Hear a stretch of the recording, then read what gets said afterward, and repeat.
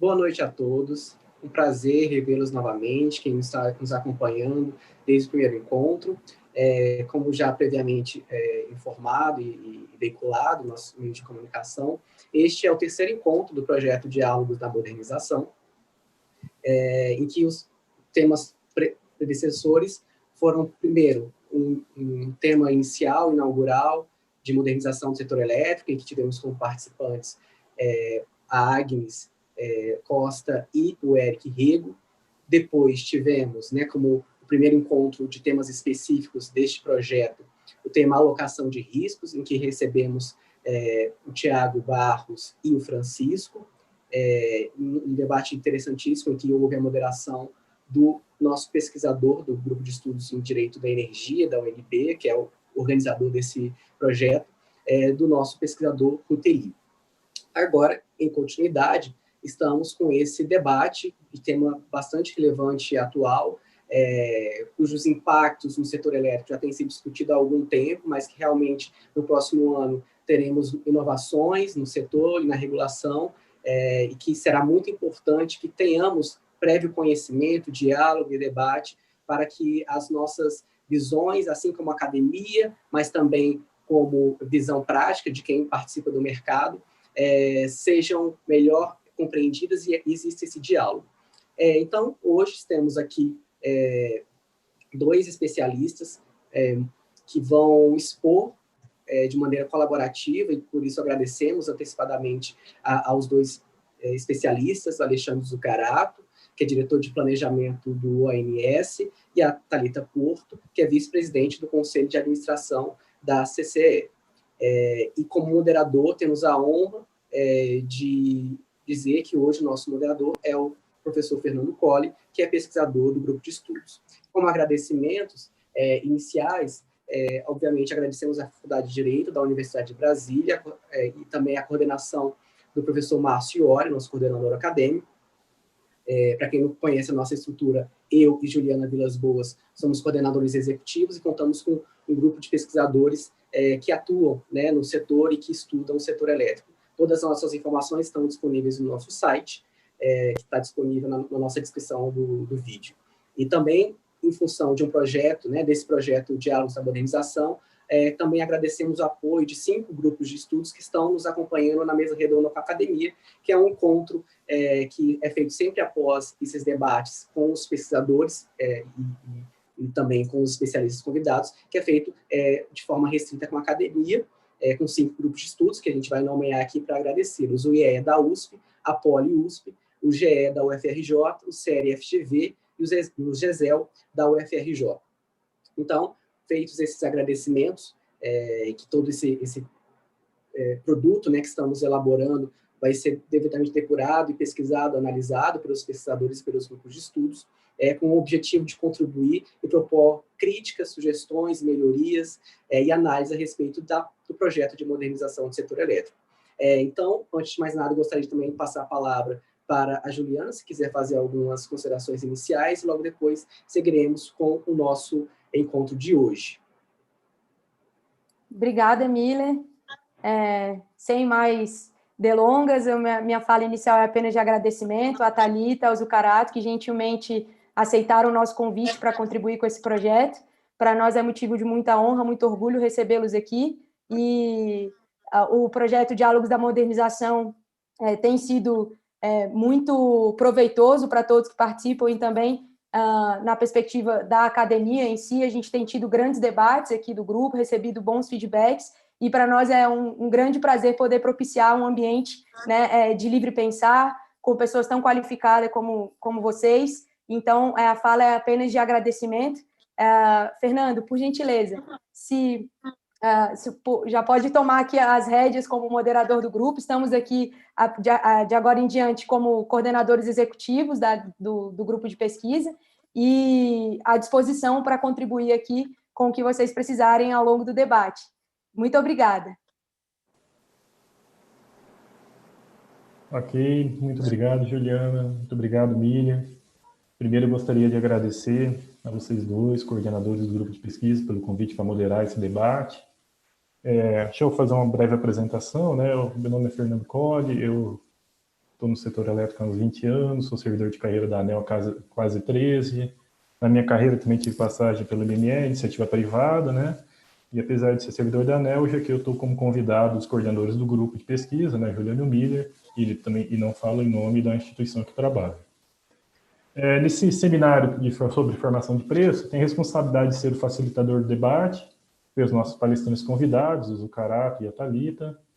E apenas para a gente dar uma aquecida, né, fazer um pequeno preâmbulo sobre o tema, as discussões sobre formação de preço se iniciaram no Brasil em meados da década de 90, quando foi tomada a decisão de separar as atividades de monopólio do setor elétrico, o caso de transmissão e distribuição, em que ficaram sobre a regulação econômica, das atividades em que a competição é possível, no caso da geração, que ficou sobre regulação de mercado. Isso daí seguindo uma tendência mundial. No ano 2000, houve um grande debate sobre formação de preço, talvez o primeiro grande debate aqui no Brasil, quando a ANEEL abriu uma audiência pública para definir, então, as regras do MAI, que depois foi sucedido pela CCE. Sobre preço, então denominado preço do MAI, né, atual PLD, a conclusão foi definida na Resolução 290 de 2020. E aquela resolução da ANEEL previa que, até janeiro de 2002, a gente já deveria ter preço na granularidade no máximo horário, ou seja, a gente já deveria ter preço horário a partir de 2002, calculado ex ante, tal como a gente calcula hoje, na etapa da programação da operação, mas também ex post, a cálculo do preço em tempo real, né, e utilizando-se modelos de otimização hidrotérmica, tal como fazemos hoje, exceto que hoje a gente não faz o ex post, né. Então, lá naquela época, em 2000, já se previa que a gente tinha condições, em janeiro de 2002, de entrar com preço horário e, inclusive, com uma dupla contabilização, a contabilização na etapa da programação e a contabilização em tempo real. Bom, mas como sabemos, essas fases do desenvolvimento de formação de preço não ocorreram na velocidade que se esperava à época, né, da maioria das participantes do mercado e até mesmo do regulador. E, em paralelo ao paradigma de precificação pelo despacho pelo custo, sempre esteve em pauta no Brasil a discussão sobre a precificação por meio de ofertas de lance, né? Por meio da disponibilidade de vender e comprar os participantes de mercado, que é o modelo adotado na grande maioria dos mercados mais desenvolvidos, né? E a precificação por oferta está na pauta sobre a modernização do setor elétrico, que é conduzida pelo Ministério de Minas e Energia, e nos dois projetos de lei sobre modernização do setor elétrico atualmente em trâmite no Congresso Nacional, o PLS 232 e o PL 1917. Bom, esse foi um preâmbulo, e para falar sobre o tema formação de preço, a gente tem como convidada a Thalita Porto, o Alexandre Zucarato. A Thalita é conselheira da CCE, exerce o segundo mandato, também exerce a função de vice-presidente do Conselho.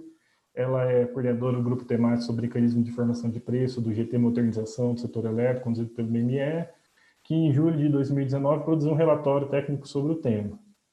E o Zucarato, Alexandre Zucarato, ele assumiu esse ano o desafio de dirigir o ANS, já no meio da pandemia. O Zucarato tem passagem pela ENGIE, também na CCE, onde ele, durante vários anos, ele exerceu a função de coordenador de preços, né? E tenho certeza que os dois têm muito a acrescentar na noite de hoje. Antes de passar a palavra para os palestrantes, gostaria de saudar as pessoas que estão nos assistindo.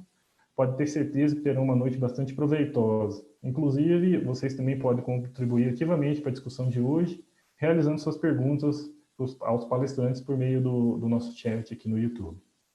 Bom, esse é o preâmbulo, vamos começar o seminário, e convido primeiro, conforme nós combinamos, o Alexandre Zucarato. Zucarato, seja bem-vindo, a palavra é sua.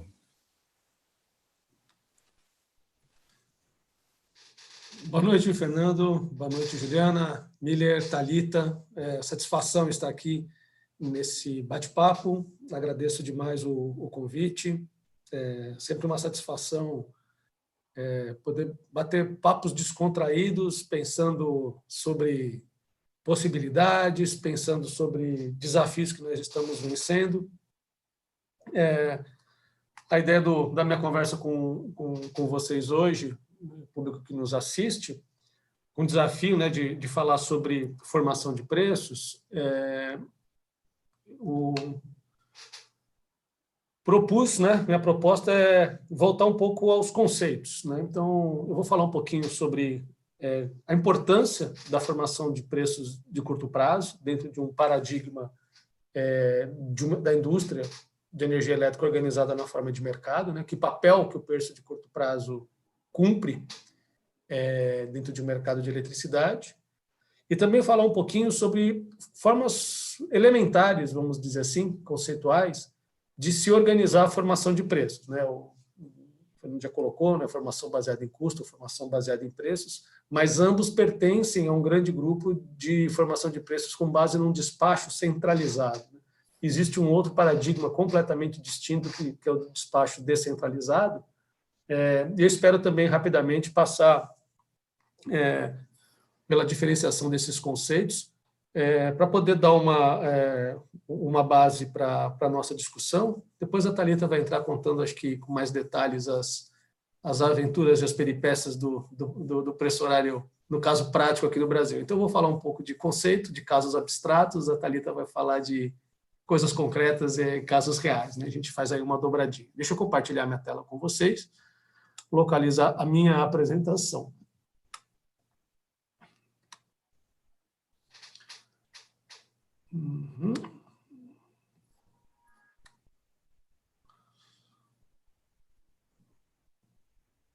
Tá tudo certinho? Vocês estão vendo ela projetada? Acho que... Vocês estão vendo a apresentação ou estão vendo os... Está sim, está sim. Então, tá bom. Então, deixa eu ligar o meu assessor de tempo aqui. Então, falar sobre o desafio da formação de preços, né? Então, por onde que eu vou começar, né? Eu vou começar cercando um pouco o perímetro, que a gente vai falar de preços de curto prazo no âmbito do tal do Energy Only Market, né? No relatório de apoio ao workshop de planejamento do workshop de lastro energia, documento feito pela EPE, eles colocam um glossário de conceitos logo no comecinho e traduzem Energy Only Market como mercados elementares, né? Então, a categoria de desenho de mercado na qual geradores recebem receitas apenas a partir do mercado de curto prazo, de contratos de eletricidade que são derivados da referência de preço estabelecida no mercado de curto prazo ou da prestação de serviços ancilares, não havendo créditos adicionais nem ou penalidades relacionadas à disponibilidade de lastro de produção ou lastro de capacidade. Tá? Em outras palavras, né, é o mercado de eletricidade na qual o preço de curto prazo é o principal indutor da tomada de decisão, seja decisão de curto prazo, ou seja, vou gerar ou não vou gerar amanhã, vou consumir ou não vou consumir amanhã. Também é o principal indutor da tomada de decisão de longo prazo, ou seja, vou investir em mais usinas, vou investir em certa tecnologia, ou vou descomissionar os meus ativos existentes, né? Então, o papel do preço de curto prazo é tanto induzir a decisão de curto quanto a decisão de longo, né? Então, a rigor, né, não há um grande contrato prévio de 15 ou 30 anos, como a gente usa, por exemplo, no âmbito do ACR, né? O ACR ele não é exatamente um Energy Only Market, ele tem muito mais cara do modelo do comprador único. Quando a gente fala do ACL, né, a gente tem uma obrigação de contratar lastro. Então, se a gente tirasse essa obrigação de contratar lastro, nosso ACL seria um Energy Only Market. E nesse Energy Only Market, o preço de curto prazo tem um grande papel a fazer, né, tanto para questões de curto prazo quanto para as questões de longo prazo. E quanto mais bem calibrado está esse preço de curto prazo, quão melhor é o seu papel na indução da tomada de decisão de curto e de longo prazo, menos esforço de controle a gente precisa para fazer o mercado funcionar, né? O mercado ele tem deficiências, ele não é perfeito, a gente precisa fazer alguns ajustes para o mercado funcionar melhor, contornar algumas externalidades, lidar com um problema de bem público, né? Aí entra uma questão da contratação centralizada de lastro ou da obrigação de se contratar lastro bilateralmente. Mas o esforço de controle ele depende da qualidade do teu sinal de preço de curto prazo. Quanto melhor for a qualidade do preço de curto prazo, menos esforço de controle você vai ter que fazer para o seu mercado parar de pé. Agora tem uma pergunta, tá, mas como é que esse mercado deveria funcionar, né? Já que o preço é o principal indutor da tomada de decisão, como é que ele consegue fazer isso? O raciocínio é um tanto quanto simples, né? O nível de preços ele deve ser tal que viabiliza o investimento, ou seja, você recupera o seu custo fixo. Então, o que acontece se o preço não for suficiente para recuperar os custos fixos de quem estiver investindo, né? Os investidores não vão construir novas usinas e o aumento da demanda provocará elevação de preço. E se esse preço subir e gerar renda mais do que o necessário para recuperar os custos fixos, o que a gente espera que aconteça é que novos investimentos sejam atraídos por esse sinal de preço, agregando mais oferta para se apropriar dessa renda, e com maior oferta o preço cai, né? Então, claro que eu costumo usar em treinamentos que eu faço, que essa discussão é tipo física 1 aqui. A gente está discutindo marketing design num ambiente sem atrito e sem resistência do ar, só para facilitar o entendimento do conceito, né? Então, eu vou usar muito de simplificação para a gente poder ficar bem sólido nos conceitos. Depois a gente pode complicar o tema o quanto que a gente quiser, né? Ou o quanto der pé, em algum momento a gente se afoga. Mas, para a nossa discussão aqui, a gente vai falar sempre em modelos muito simplificados, assim, sem atrito, sem resistência do ar, só para a gente realmente pegar o conceito não vou dizer da física, mas do mercado, né? Então, a recuperação do custo fixo ela ocorre, né, em tese, no longo prazo. Então, significa que, no curto prazo, um gerador ele pode estar gerando com um nível de preços de curto prazo que não remunera o seu custo fixo. Paga o seu custo variável, porque se está gerando, porque faz sentido, porque ele está recuperando o seu custo variável, mas talvez não gere uma margem suficiente para recuperar o seu custo fixo. Mas, no longo prazo, ele vai ter que recuperar o custo fixo, porque se ele não recuperar o custo fixo, nós já passamos aqui pelos bullets de cima, o que acontece, né? Então, de vez em quando, o preço sobe para valores significativamente mais elevados do que o que seria o esperado, né? Se a gente projeta o mercado para, na média, ele pagar custo marginal de expansão, né? O valor médio esperado de um CMO, ele é igual ao custo marginal de expansão. No dia a dia, você vai ter séries de afluência mais favoráveis, você vai ter anos onde a demanda não cresceu o que estava previsto, você vai ter uma oferta que atrasou para entrar, uma outra que antecipou, mas o que importa é que, no longo prazo, o nível de preço seja suficiente para recuperar o custo fixo. Então, o que acontece de vez em quando é que o preço dá uma estilingada. Ele dá uma estilingada, atinge níveis muito elevados, depois ele volta para o seu nível normal. E se a gente pegar o número de horas que esse preço ele ficou nesse nível mais elevado, a gente tem uma figura que a gente chama de pico de preço. E é justamente o pico de preço que permite recuperar o custo fixo. Eu quero falar rapidamente como é que isso funciona. Então, vamos imaginar que a gente tem uma única tecnologia disponível, uma usina de CVU qualquer. Essa curva representa os números de horas do ano, por exemplo, se a gente quiser aqui, ali é 8.760 horas do ano. Se só existisse uma tecnologia disponível, o preço em todas as horas do ano seria igual ao seu custo variável unitário. Só que isso não é suficiente para recuperar o custo fixo. Então, se não é suficiente para recuperar o custo fixo, isso não atrai novos investimentos, a demanda cresce e, em alguns momentos, a gente vai passar por situações de aperto. Como a gente só tem essa tecnologia disponível, na situação de aperto, eventualmente, vai ser cortar carga, né? A gente vai ter que cortar carga algumas horas ao longo do ano, porque a gente não vai ter energia para atender todo mundo. Então, quando isso acontece, durante algumas horas do ano, aquela associada ao risco de déficit, a energia sobe e atinge um preço teto, que ele é administrado justamente pela escassez. E esse desenho dessa figura estilizada aqui, onde você tem X horas do ano, o preço igual ao custo variável dessa usina, porque é o nível normal de preços, e em algumas horas do ano, que está dentro do seu critério de suprimento, você admite um determinado risco de déficit, esse preço ele sobe, vai parar lá no preço teto, E essa figurinha aqui é o tal do pico de preço. Esse pico de preço ele tem uma certa intensidade, que é a diferença entre o preço teto e o custo variável. Ele tem uma duração, ou seja, quantas horas, né, qual o percentual do tempo que o preço está nessa situação. E associado a esse pico de preço tem uma renda, que é a renda da escassez.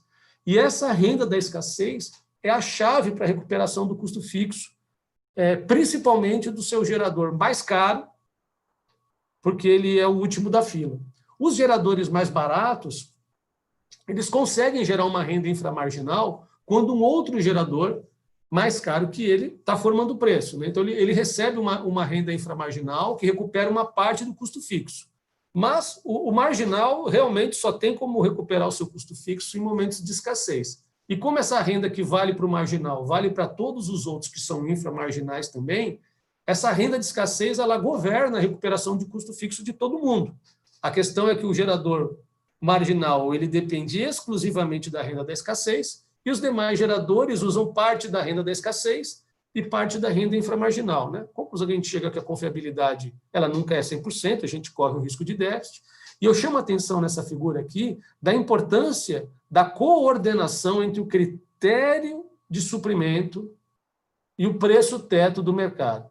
Se a gente quiser diminuir o risco do déficit, tendo em vista que as contas estão fechadas, o mercado está calibrado para recuperar os custos fixos, se eu diminuo o risco do déficit, para manter a renda da escassez, eu preciso subir o preço teto, né?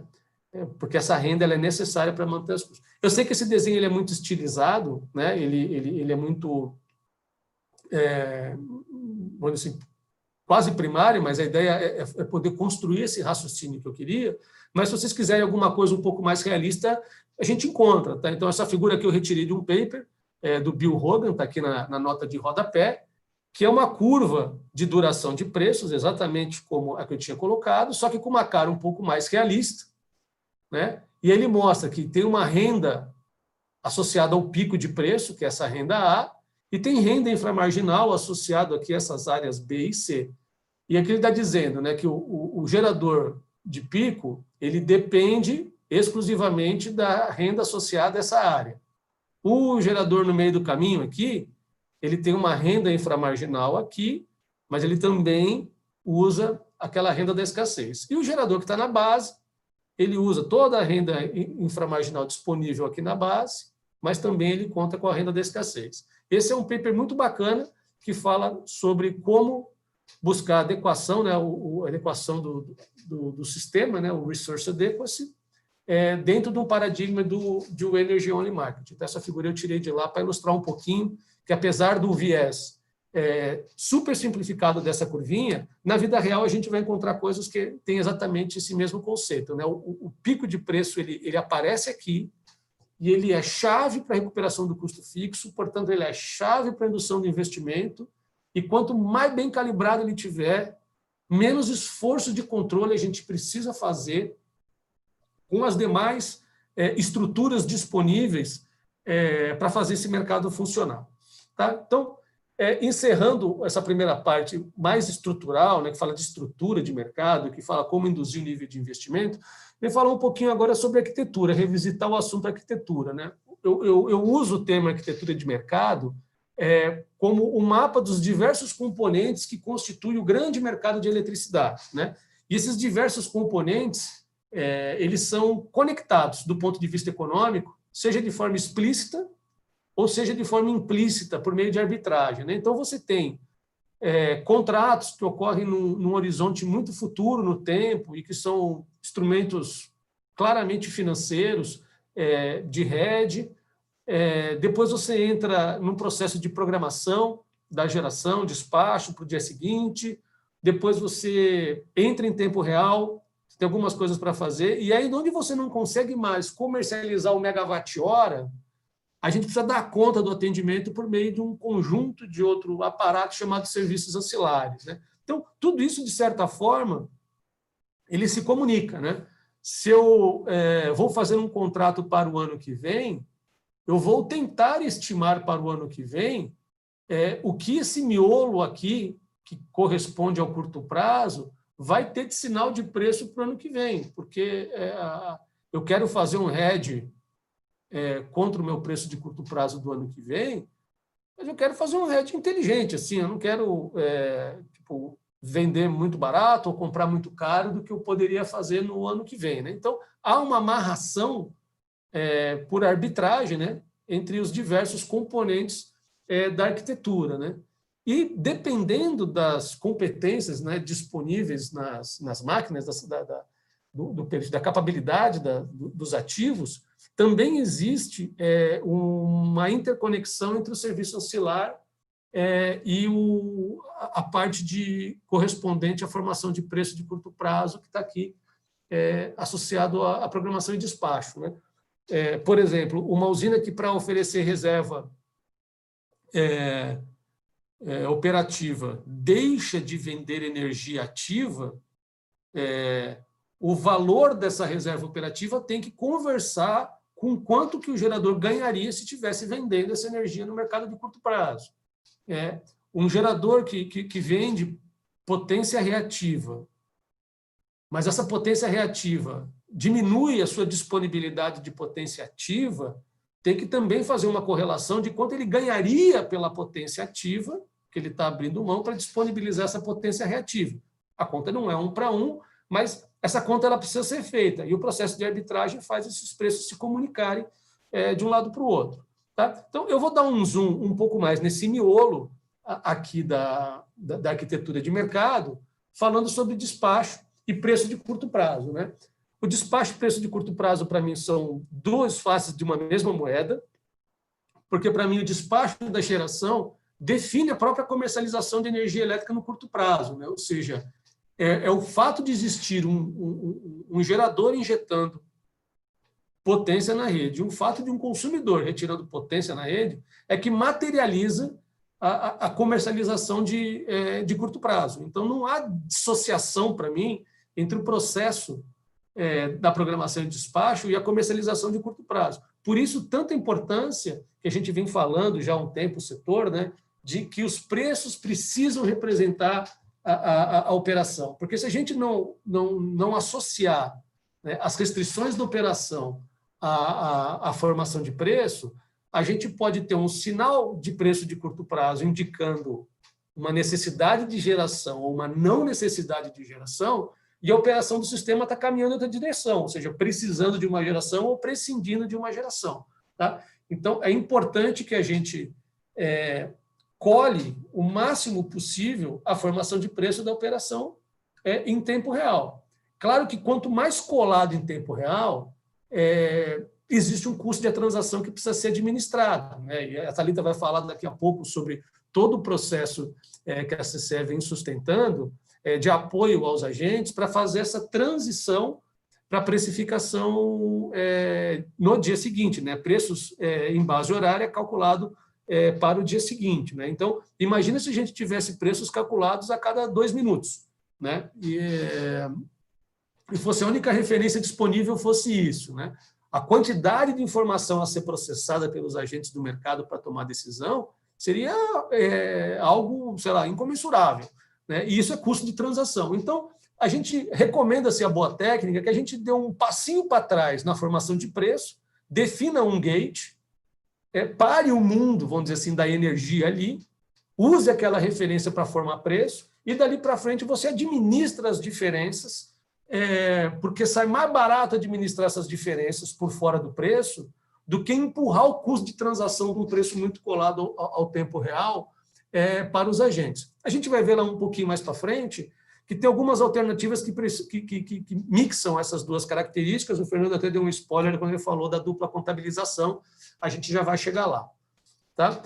Uma outra função importante está relacionada à gestão de congestionamento, né, que define a alocação do custo da geração provocados por restrição de transmissão. Quando a gente tem restrição de transmissão, a geração que eu queria eventualmente não passa na rede, e a pergunta é como é que a gente aloca os custos dessa geração que respeite as restrições de transmissão, né? Então, aqui embaixo a gente tem um resumo das nossas opções, né? Ou seja, a gente pode fazer um despacho centralizado ou um despacho descentralizado, e o centralizado tem uma variação por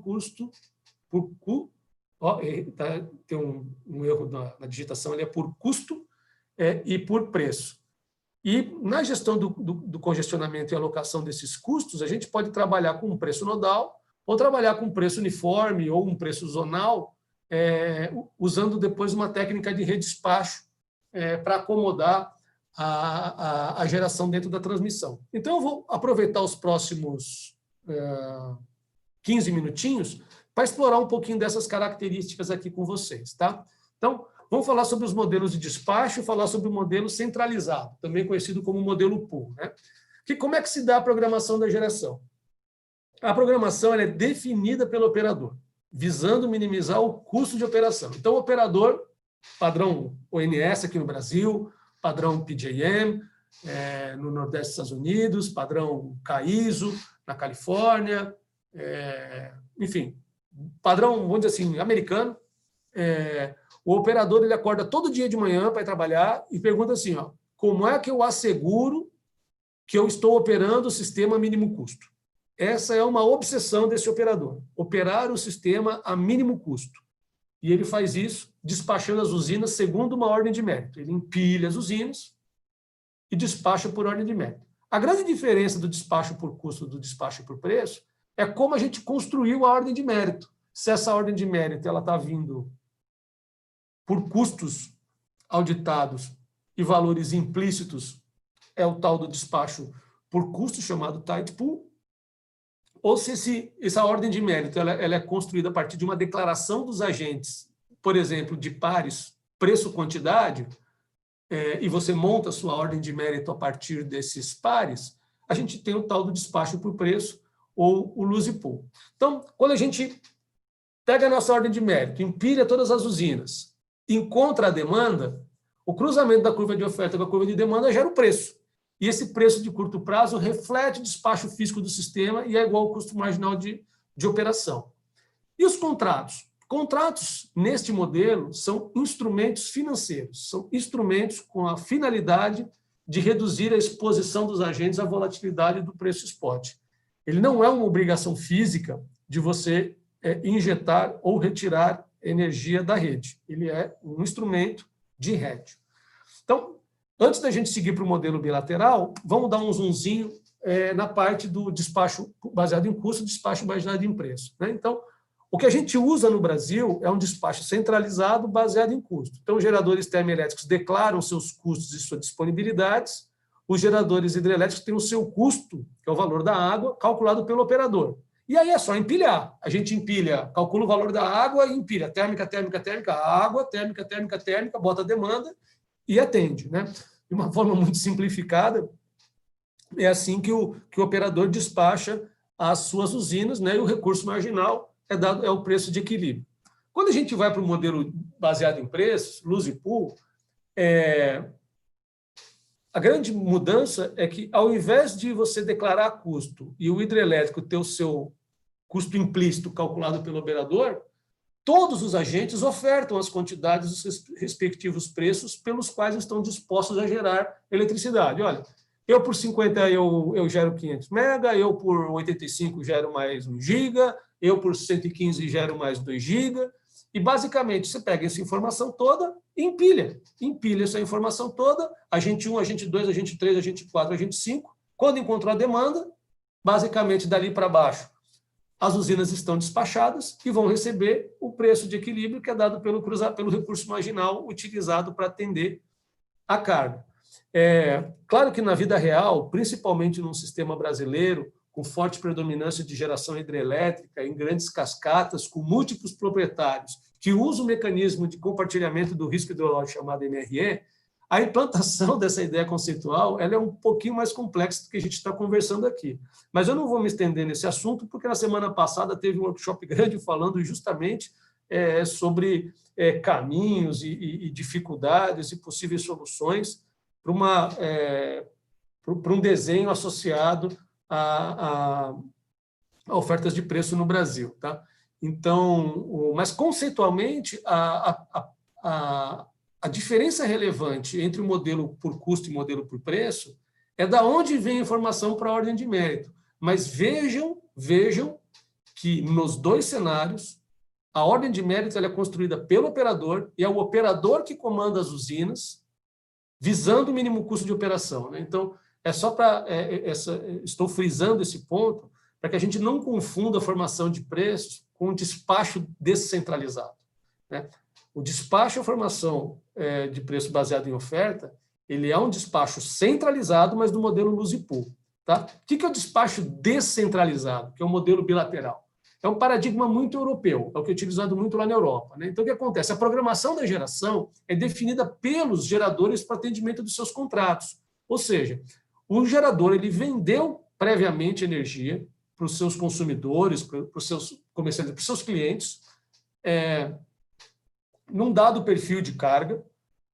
Esse contrato tem lá uma certa modulação ao longo do dia, e aí ele pega a sua planta, a sua frota de usinas, e ele programa, ele faz o self-unit commitment, ele programa a sua geração para atender aquele perfil de contrato que ele vendeu. E aí ele informa o operador da sua geração, né? Então, não é o operador que programa a geração do agente, é o agente que autoprograma a sua geração e informa o operador. E o que faz um operador de um modelo de despacho descentralizado? Ele acorda todo dia para ir trabalhar e pergunta assim, como é que eu vou minimamente interferir na programação do agente para garantir uma operação segura? Então, pode acontecer da programação dos agentes chegarem, o operador coloca isso no modelo e fala assim, não passa na rede, ou se passa na rede, coloca a rede num ponto de operação que não é seguro, e ele precisa interferir na programação dos agentes. E aí ele faz essa intervenção buscando minimizar o desvio, ou seja, como é que eu faço a menor intervenção possível entre aquilo que foi contratado e o fluxo nas linhas, de forma a garantir a segurança. Então, vejam que o mindset de um operador de um modelo centralizado é minimizar custo da operação, garantindo a segurança. Já um operador do despacho descentralizado, ele não está preocupado com o custo de operação, porque ele entende que o custo de operação é um problema do agente para atender os seus contratos, não é um problema dele, é um problema do agente. Então, são paradigmas bastante diferentes, com motivações bastante diferentes e que geram modelos de atuação dos operadores e dos agentes como um todo bastante diferentes também, né? Então, eu queria trazer com bastante clareza, ainda que para isso tendo que simplificar um pouco o nosso papo, mas a diferença entre o que é o despacho descentralizado do que é um despacho centralizado, seja ele por custo, seja ele por preço.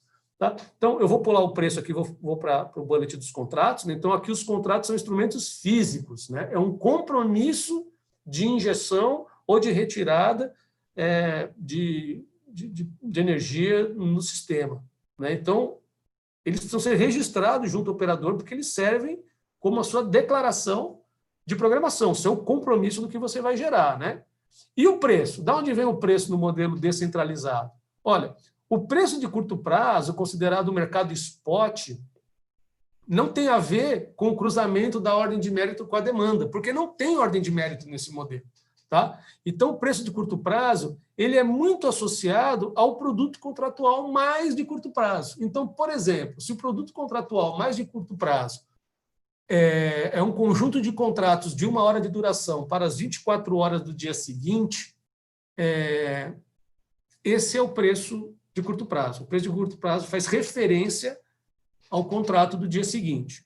Não, se o seu mercado de eletricidade ele tem uma liquidez muito grande no mercado intradiário, com contratos de 15 minutos de duração negociados com 45 minutos de antecedência, é o que acontece na Alemanha, eventualmente aquele pode ser o teu preço de curto prazo. Depende muito da liquidez associada a esse produto contratual. Tá? Então, e no tempo real? Não tem um preço em tempo real lá para a gente fazer uma dupla contabilização? Não, na verdade não tem. Em tempo real, você na verdade tem uma penalidade. Porque o que o operador do modelo descentralizado não quer é ter que achar carga que não tem geração ou encontrar geração que não tem carga.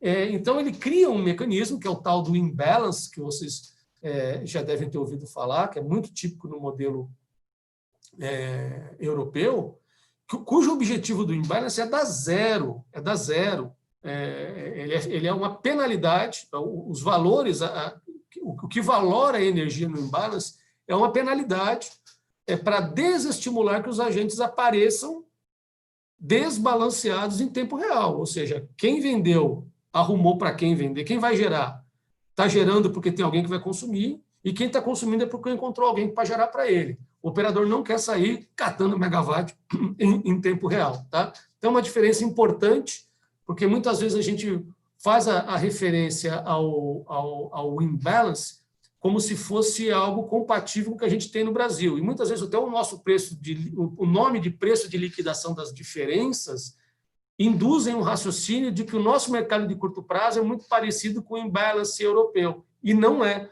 O nosso modelo de curto prazo é um pool. Né? O preço de curto prazo no pool tem uma característica. O imbalance é uma penalidade em tempo real de um modelo bilateral para que o agente não apareça em tempo real desbalanceado. Tudo bem? Vamos seguir em frente mais um pouquinho e falar sobre gestão de congestionamento, e eu já estou terminando. Tá? Então, o que é o preço nodal? O preço nodal, basicamente, eu pego todas as minhas restrições de transmissão, jogo para dentro do algoritmo que empilha a minha ordem de mérito, e eu levo em consideração essas restrições de transmissão na hora de construir a ordem de mérito.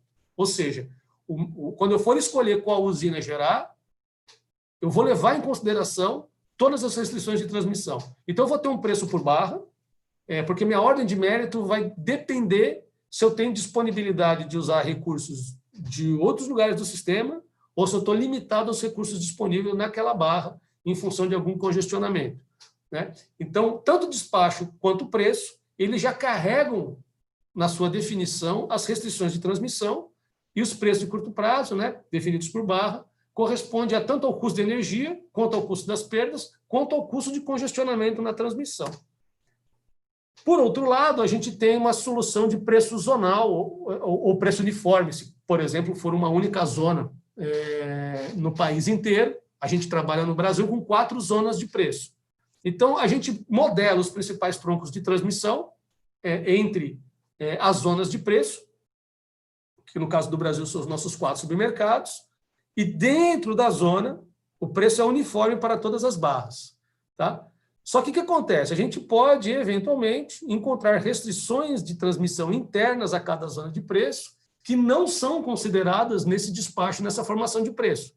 Né? Então, na verdade, você tem um despacho comercial que gerou uma formação de preço que não é viável, ele não consegue se realizar na vida real, porque a rede está lá e a física do problema impera no final do dia. A gente tem que respeitar as restrições físicas. Né? Então, é necessário um processo de redespacho. Então, havendo congestionamento dentro da zona de preço, as usinas são redespachadas. Então, tem uma ordem de mérito dentro do contexto do preço uniforme dentro da zona, e você desliga algumas usinas, liga outras usinas para conseguir gerenciar o congestionamento e redistribuir os fluxos das linhas. E esse custo adicional decorrente do redespacho, porque vai ter usina que gostaria de receber o preço, mas não vai receber porque foi desligado, e tem usina que vai ser obrigada a gerar, mas que não queria estar gerando, porque o seu custo é maior que o preço. Então, você precisa fazer compensações entre as usinas que geraram porque não queriam e aquelas que não geraram, mas queriam. E é onde existe o tal do constraint on e o constraint off, que compõem os encargos de serviço de sistema, que são fundamentais para conseguir lidar com os congestionamentos dentro de zona de preço quando a gente adota o modelo de preço zonal com redespacho. Bom, finalizando, vamos fazer um wrap-up aqui dos possíveis arranjos. Se a gente tiver que pensar entre o modelo pool e o modelo bilateral, esse modelo bilateral normalmente está associado a um preço zonal. O modelo pool, você tem essa variação possível do preço nodal e do preço zonal. E para a gente tentar fechar aqui, dando um zoom na principal diferença entre o modelo pool e o modelo bilateral, vamos pensar que a gente está vindo do longo prazo até o tempo real. Então, durante todo o longo prazo, até chegar pertinho do curto prazo, você está aqui num horizonte onde imperam os contratos. E são contratos financeiros. Né? Você não tem nenhuma obrigação de gerar com esse contrato em tempo real. No modelo pool, tá? Aqui, esse vermelhinho aqui é o modelo pool, espaço centralizado. Então, quando a gente chega no curto prazo, diz a boa prática que o nosso curto prazo, o nosso spot, ele tem um preço formado para o dia seguinte e depois um outro preço associado ao tempo real. Né? E aí faço a referência à dupla contabilização que o Fernando colocou no comecinho da conversa. Ou, se vocês forem assistir, acho que um pouco das conversas da semana passada do workshop, acho que o tema foi apresentado pelo Gabriel Cunha da PSR e pelo professor Frank Volak, de mercados vinculantes, né? Ou seja, existe um compromisso assumido no dia seguinte, só que se eu não aparecer em tempo real, as diferenças entre o que eu prometi no dia seguinte e o que aconteceu em tempo real são liquidadas a um preço diferente. Então, tem um preço para o dia seguinte, um preço para o tempo real, e se eu fiz no tempo real exatamente aquilo que eu prometi para o dia seguinte, né, no dia anterior, eu estou sempre liquidado ao preço do day ahead. Agora, se eu prometi gerar 100 e gerei 120, ou gerei 80, esses R$20 eu vou ter que comprar ou vender pela diferença desses preços aqui. Tá? E aqui, em algum momento, a gente precisa passar a régua, onde a gente não consegue mais gerenciar por meio do preço de energia, porque o custo de transação fica muito elevado, e aí precisa entrar a parte de mercado de serviços ancilares. Quando a gente vai para o modelo bilateral, existem os contratos futuros, que também são instrumentos financeiros, e eles existem. A principal diferença está aqui nesse miolo. Tá? Enquanto esse spot do day ahead ele é baseado numa curva de uma ordem de mérito que o operador monta e o operador define a programação, aqui no curto prazo o spot está muito relacionado ao mercado de contratos de curto prazo, onde os agentes estão se comprometendo por meio de um contrato que é físico, do quanto que eles vão gerar ou consumir no dia seguinte. E, em tempo real, existe o mercado de regulação, que é o mercado de diferenças, cujo preço aqui está muito mais relacionado, é uma penalidade com o objetivo de que dê zero. O objetivo é que dê zero, tá? Porque o que foi contratado tem que ser gerado. Já aqui em cima, a ideia é que o spot ele não vai dar zero. O gerador ele pode gerar 100% vendendo ao preço de curto prazo, o consumidor pode comprar tudo a preço de curto prazo. A relação entre o preço de tempo real e o preço do dia seguinte é uma relação vinculante, para que você se comprometa em tempo real a fazer aquilo que você falou na véspera que faria. Né? Então, é uma outra forma de se organizar a relação entre o que acontece no dia seguinte e o tempo real. Bom, gente, eu agradeço o bate-papo, vou encerrar por aqui. A ideia era fazer um apanhado de alguns conceitos relacionados a despacho e formação de preço. Primeiro, pela importância que o sinal de preço tem, não apenas para decisões de curto prazo, mas também para decisões de investimento, e mostrar quais são os possíveis arranjos e combinações para organizar o despacho e a formação de preço. Obrigado. Eu vou encerrar aqui o compartilhamento de tela. E eu devolvo a palavra para você, Fernando. Ok, Zucarato. Muito obrigado. Muito boa apresentação, excelente. Saindo lá desde o conceito, para que serve o preço de eletricidade, a eficiência de curto prazo, alocar os recursos no curto prazo de maneira crescente, até o marginal atender a demanda. Sinal de preço futuro é aqueles que conseguem construir usinas a um preço menor que o projetado, pode construir e tirar o lucro para cobrir seus custos fixos, inclusive investimento pela diferença entre o preço e seu custo, e chegando até os arranjos possíveis de formação mesmo do preço, né, descentralizado, centralizado, com forte atuação do operador na formação de preço, com a atuação do operador apenas para manter a segurança e os balanços. Né? Obrigado, Zucarato. Eu também gostaria de passar um recado para as pessoas que estão nos assistindo, para que façam as perguntas no chat. Ao final da apresentação da Thalita, nós passaremos essas perguntas para o Zucarato, para a Thalita, para que a gente possa fazer um bom debate. Fiquem à vontade. Tá? Passo então a palavra para a Thalita. Thalita, seja bem-vinda. A palavra é sua. Boa noite, Cole. Bom, boa noite a todos, aos meus companheiros aqui do painel. Zucarato, a Juliana e o Miller também que estão participando. Enfim, eu queria começar me apresentando. Eu sou engenheira eletricista, eu tenho mestrado em pesquisa operacional, todos dois pela PUC-Rio, e especialização em Direito da Energia Elétrica. Esse ano eu completo 31 anos de setor elétrico e passei aí pela Eletrobras, CEPEL, Furnas, PSR, ASTT, Renova, enfim. E desde 2016, e também fui uma das fundadoras da EPE, lá em 2005, né, que é o órgão de planejamento. Então, desde 2016, eu estou como conselheira da CCE, e desde abril do ano passado, de 2019, eu estou atuando na área de gestão de mercado, que é justamente a área responsável pelos preços de energia, monitoramento, segurança e as regras de comercialização. Bom, eu vou compartilhar aqui com vocês a apresentação, um minutinho, por favor.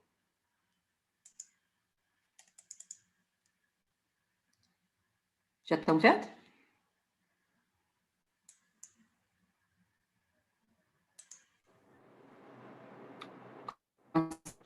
Conseguem ver?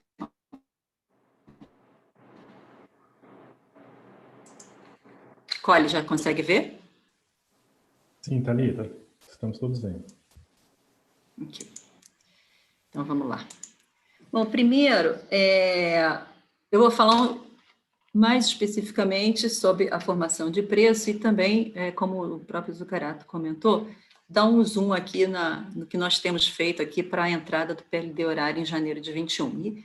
E fazendo um pouquinho do link da apresentação do Zucarato para essa que eu vou apresentar, só para consolidar, ele apresentou, né, as estruturas de mercado sob competição, que é fundamentada, no nosso caso, no modelo pool centralizado, que ele bem colocou. O ONS, que é o operador do sistema, ele tem um controle aí centralizado dos recursos do sistema, então ele executa o despacho econômico, despacha a geração por ordem de mérito, até que a geração seja igual à carga. E nesse mesmo estrutura, o operador do mercado, que é a CCE, ela é responsável pela precificação, a contabilização e a liquidação financeira do mercado de curto prazo. Então, só para a gente ter em mente esse link. E agora, a agenda que eu trouxe aqui falar um pouco do aprimoramento na formação do preço, por modelo, né, ou como o Zucarato chamou, por custo, né, auditados, a trajetória do preço horário, o que na CCE nós temos apoiado ao mercado nesse período de transição, quais são os benefícios que nós temos verificado até o momento e, por fim, com as considerações finais.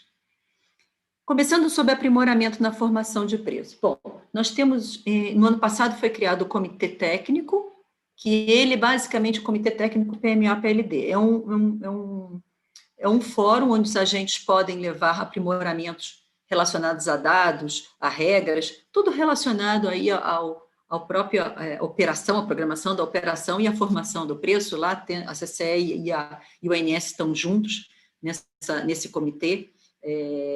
É algo onde a gente pode aprimorar as regras. Desde 2011 começou essa discussão em iniciar a inserção da aversão ao risco no modelo. Isso foi implementado logo em seguida e, portanto, com essa inserção da aversão a risco, teve uma efetiva redução da geração que vinha sendo realizada fora da ordem do médio, porque ela passa a compor o modelo. Hoje, a CEPAMP, que é o órgão, que é o Comitê aí de Aprimoramentos Metodológicos, ela vem trazendo vários estudos, um deles é a volatilidade, que a CCE tem procurado protagonizar para não acabar com a volatilidade, porque o preço não existe, ele é volátil, mas mitigar a alta volatilidade. E, por fim, o preço horário aí com a adoção a partir de janeiro de 2021. Com relação à trajetória do preço, nós começamos lá na final da década de 90, no projeto de reestruturação do setor elétrico, o projeto RECEB, em que ele já indicava toda essa cadeia de modelos que hoje é responsável pelo preço. Então, se existia existia o modelo mensal, o semanal, que ainda hoje é utilizado, e o horário, que é esse que vai entrar em janeiro do ano que vem. Como o Colli falou, comentou, em 2000, a ANEEL, ela indica que o preço horário ia entrar em janeiro de 2002, né? E aí veio o ano de 2001, que foi o ano do racionamento, e que ainda em 2000, né, em setembro de 2000, entrou o mercado. O operador do mercado começa, que nem ele até comentou, né, a SMAI, MAI, posteriormente CCE, mas aqui, em setembro de 2000, também começa o preço mensal. Então, aqui começa a ser publicados os preços na época, PMAI, mas era o preço de liquidação, que é hoje o preço de liquidação das diferenças, mas mensalmente, no mês, né? Em 2001, que é o ano do racionamento, que é isso que eu ia colocar, em julho, entra o preço semanal. E existia aí a previsão de entrar em janeiro de 2002 o preço horário. Isso foi sendo sucessivamente postergado. Aqui em 2002 teve o Comitê de Revitalização, logo em seguida do racionamento, em que ele fez todo um material de oferta de preços pelo agente. Depois, 2002 também foi postergado, em 2003 também, para 2005. Enfim, teve uma série de postergações, aqui também no âmbito da CEPAMP, em que o preço iria ser implementado em 19, depois 20 e agora 21. Mas aqui em 2012 teve um paper também da CCE, acho que o Zuccarello lembra bem desse paper, né, Zuccarello? E ali se provava que aquilo que o Zuccarello falou, olha, eu tenho que ser mais próximo da operação real, ou seja, do mundo físico. E aqui, dando um zoom aqui nesses últimos 3 anos, que são os últimos 3 anos que realmente têm tido um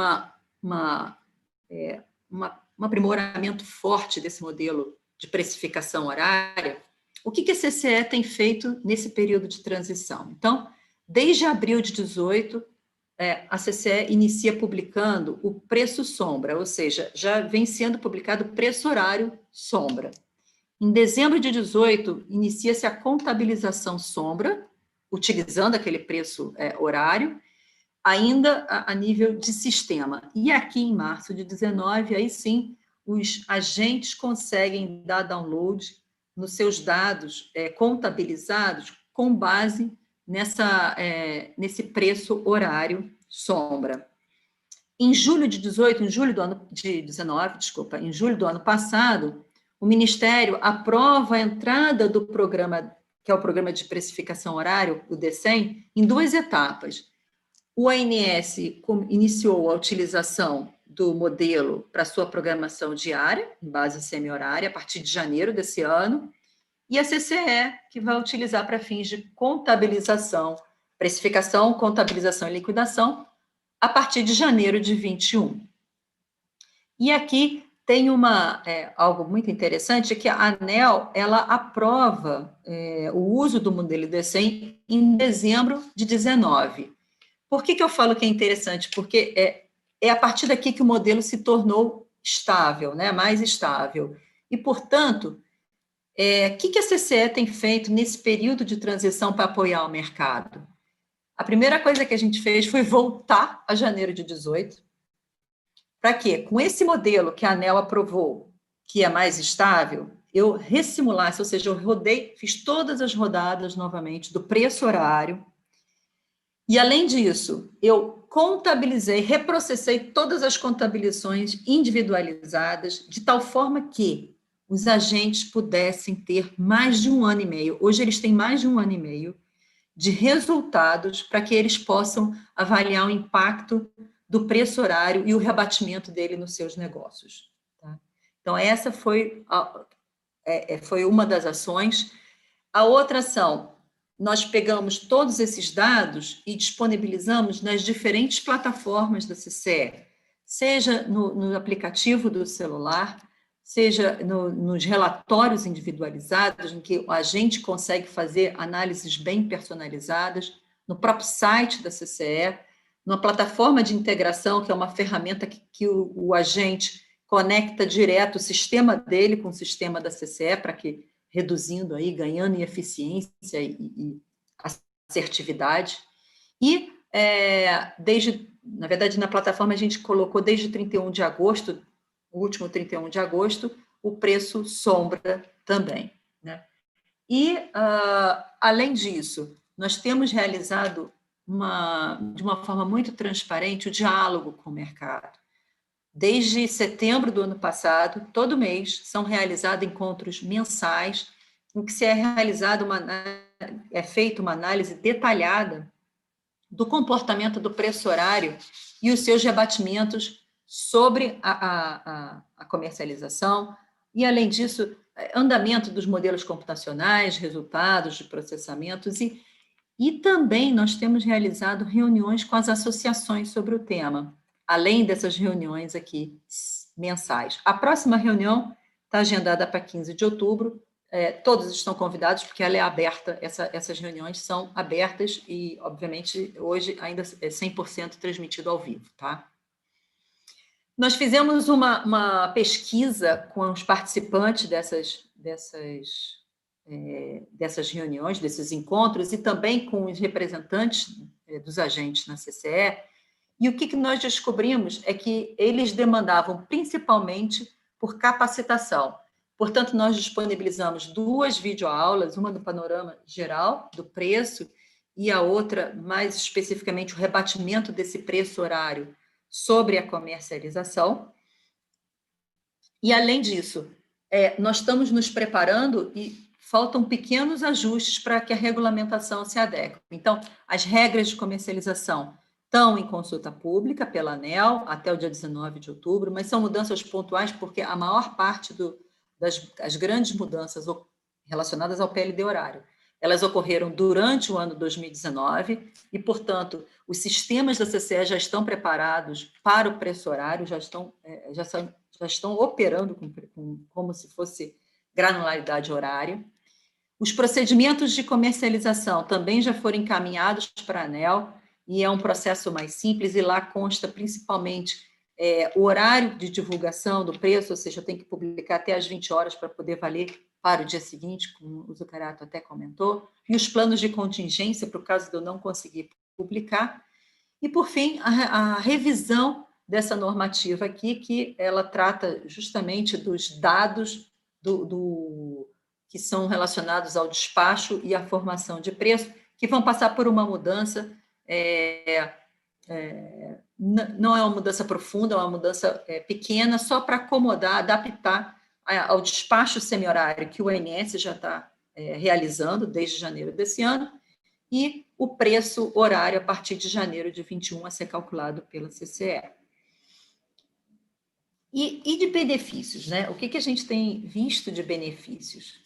Bom, eu tenho uma melhor representação da curva de carga, eu tenho uma representação mais adequada daquelas fontes que não são despachadas centralizadamente, de forma descentralizada pelo ONS, como eólica, solar, biomassa.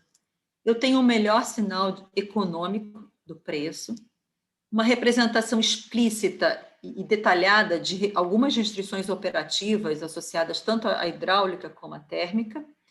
E, por fim, aqui, uma das coisas que são mais aguardadas, que é a própria redução dos encargos. Olhando um a um, eu trago aqui o que nós queremos dizer com a melhor representação da curva de carga. Bom, hoje, isso aqui é uma semana de julho, o azul é a programação resultante de como é hoje, o semanal, preço horário semanal, e o vermelho é como se fosse a estimativa da programação diária. E quando a gente olha a curva, isso aqui, na verdade, é a carga do SIM, né? A carga do sistema interligado inteiro. Quando você vê, quando eu faço a previsão de carga, hoje ela é feita na semana anterior, quinta, para valer para a semana seguinte inteira, que é o azul.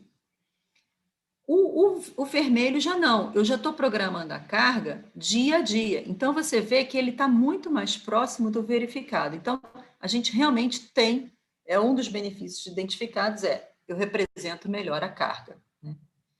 O segundo benefício, eu represento a variabilidade das fontes melhor também. Eu estou diminuindo o horizonte, então, isso aqui tem um mês inteiro para o mês de maio, os 31 dias de maio, e eu trouxe aqui um exemplo, a geração eólica. O azul é como é realizado hoje. Então, eu estimei lá, com base nos 5 anos, a base média dos últimos 5 anos, e aqui não. A cada dia eu vou estimando na programação diária lá do ONS, em vermelho, e o preto é o verificado. Portanto, eles estão mais próximos, né? Estão bem mais próximos do que a previsão semanal. Então, eu também tenho uma melhor representação dessas fontes. Esse caso é só a fonte eólica. Tá? Eu tenho um melhor sinal econômico do preço. Então, essa aqui é uma semana de julho, que nós trouxemos. Essa envoltória aqui em preto, ela é o total da demanda. Né? E o que a gente vê é que o preço horário, que é o em vermelho, ele acompanha essa somatória da demanda. Enquanto que o preço semanal, ele não consegue refletir de forma imediata, porque é aquele preço que eu estimei na sexta-feira anterior. Então, portanto, eu tenho um melhor sinal, o preço responde melhor à variação da carga. Eu tenho também aqui um outro exemplo, uma representação mais detalhada. Por exemplo, aqui nós trouxemos da geração térmica. Então, eu trago 2 domingos. Esse aqui é um domingo de 2019, em que tinha uma geração programada para uma termoelétrica, que é essa vermelha, o preço também semanal, né? Só que aí, durante a madrugada, aqui 6, 7 horas, a carga cai, e aí, portanto, o operador do sistema ele tem que reduzir essa geração dessa termoelétrica. Só que ele estava preparado para gerar e ele recebe. Então, essa diferença vai para encargo. E aqui a gente traz a representação de um dia. Como é que é com PLD horário? Esse aqui, essa curva em preto, é o preço horário.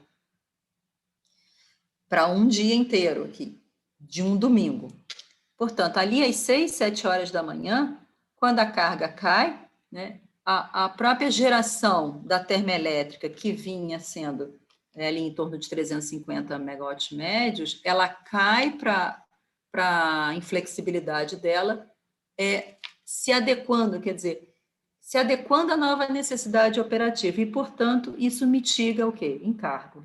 Então, essa é uma outra grande benefício. E, por fim, o que a gente trouxe aqui é que a utilização do modelo de horário, né, no âmbito do operador, do despacho, ele já trouxe, o que a gente está verificando é que ele já trouxe uma redução dos encargos totais. Então, quando a gente olha aqui, isso aqui é só o primeiro semestre, tá? De 2017, 18, 19 e 20. Então, os encargos que estavam lá na casa de 1 bi 400, 1 bi 200, aqui em 2020, eles reduziram para 285 milhões, mas teve uma grande diferença daqui para cá, que é esse encargo de reserva operativa, esse azulzinho, ele passou a ser representado tanto no preço, no modelo de preço semanal, como no preço horário no início de 2020.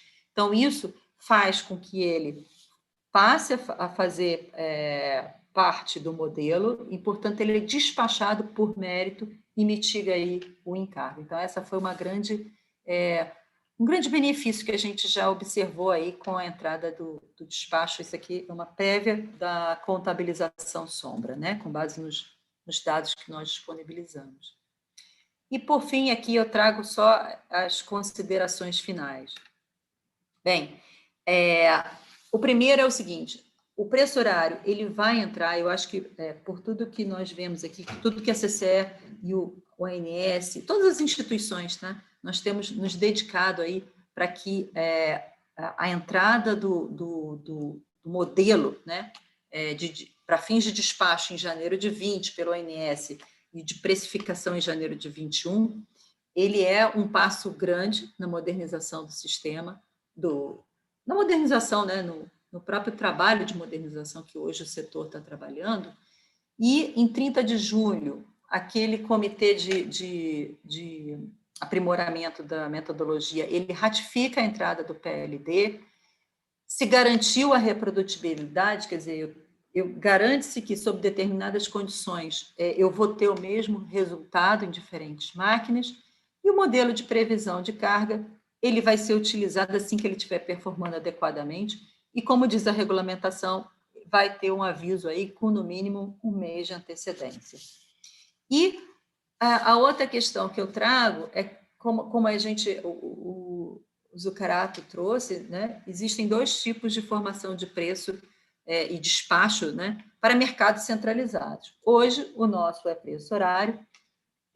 Nós temos aí que dar continuidade nos nossos, todos os aprimoramentos que têm sido desenvolvidos na toda a cadeia de modelos, que é essa formação de preço por custo auditado, nem foi brilhantemente apresentado pelo Zucarato, mas fato é que nós temos que continuar aprimorando. E, em paralelo, o setor, né, todo aí, no âmbito até que o Colli comentou, do Comitê de Implantação da Modernização, o CIM, que nós estamos lá, em conjunto com as outras instituições, nos dedicando. Esse é um dos 15 temas do Comitê de Implantação da Modernização, que é o aprimoramentos